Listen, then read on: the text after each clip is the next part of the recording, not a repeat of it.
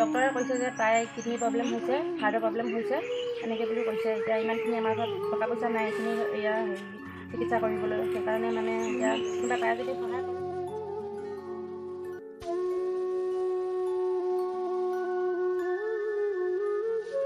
Hello' guys, welcome back to my YouTube channel Parag Rajbongshi vlogs. আজি vlogs হয়তো নহ'ব পাৰে। আজি মানে এনেকুৱা এটা মই খবৰ পালোঁ, যিটো খবৰ আপোনালোকে শুনিলে গা নোম শিয়ৰি যাব।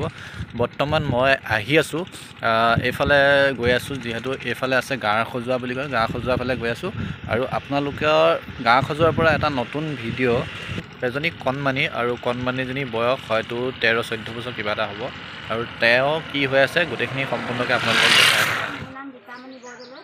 আৰু ছোৱালীৰ নাম হ'ল প্ৰিয়ংকা বৰদলৈ, আৰু দেউতাকৰ বাপেকৰ নাম হ'ল জয়ন্ত বৰদলৈ।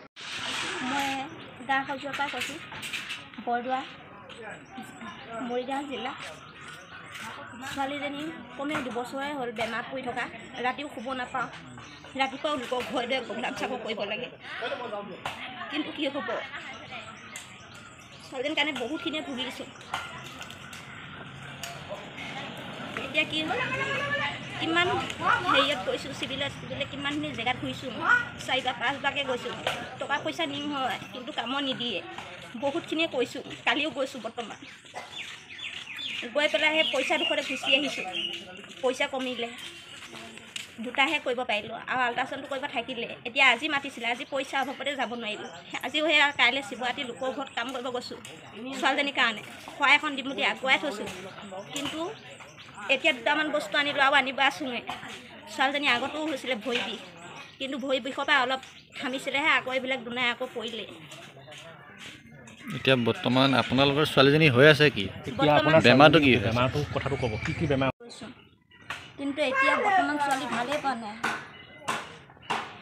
এতিয়া আপোনালোকে কাৰো পৰা সহায় বিচৰা নাই আজিলৈকে? নাই, কোনো দিব নিবিচাৰে।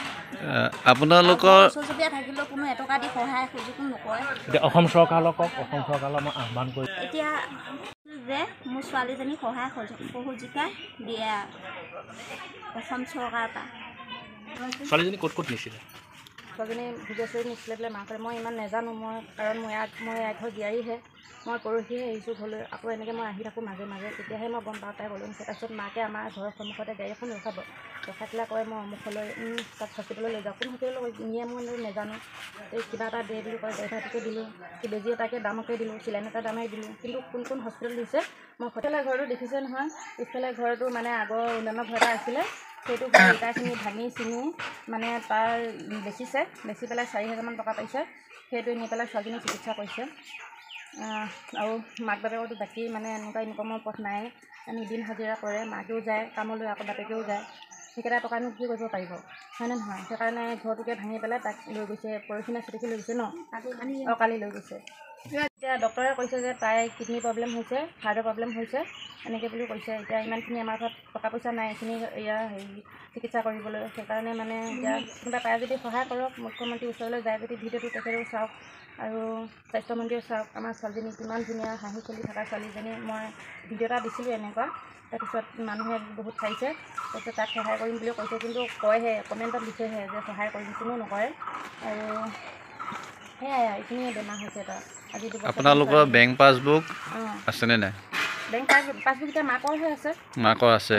আৰু এতিয়া বৰ্তমান যিগৰাকী কন্যা মানে সৰু ছোৱালী হয়, বয়সটো কিমান কৈ দিবা? 14 বছৰ হৈছে। বয়সটো কিমান হ'ব? 14 বছৰ। এতিয়া তোমাৰ এতিয়া কি বেমাৰ লগ দিছে তুমি গম পোৱা নে বাৰু? তুমি নাজানা? এতিয়া তোমাৰ গাটো কেনেকুৱা এতিয়া? কেনেকুৱা অনুভৱ কৰা এতিয়া গাটো? পেট বিষ, মানে মূৰ ঘূৰণি, বমি এইবিলাকে হৈ থাকে। এতিয়া খাবলৈ মন কৰে নে নকৰে? খাবলৈ মন যায়, খাব পোৱা নে নোৱাৰা? ভাল চিকিৎসা ধৰিলে ঠিকে আছে। এতিয়া তোমাৰ মুখেৰে আমি জানিব পাৰিম যাতে মুখ্যমন্ত্ৰী ডাঙৰীয়াক কি কয়, কিবা ক'বা? দুআষাৰমান কৈ দিয়া। মোক ভালকৈ দিয়া বুলি কয়। দুআষাৰমান কৈ দিয়া। প্ৰিয়ংকা বুলি ক'লে চবেই চিনি পায়, কিন্তু লিখিত নাম লিখিতা।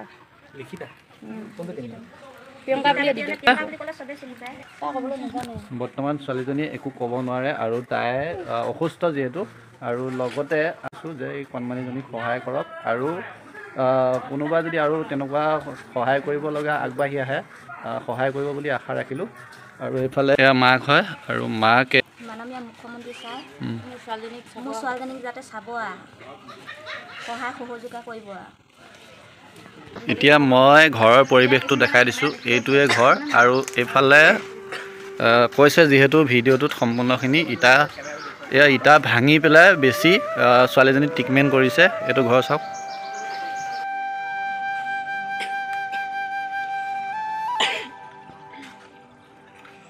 তোমাৰ মুখখন ঘূৰাই দিয়া পিনে ছোৱালী। এই দুখীয়া কণমানিজনীক কিবা এটা সহায় আগবঢ়াব বুলি মই সকলোকে জনাইছোঁ। আৰু স্ক্ৰীণত মই জিপে' স্কেনাৰ আৰু SBI একাউণ্ট নম্বৰ এটা দিয়া আছে।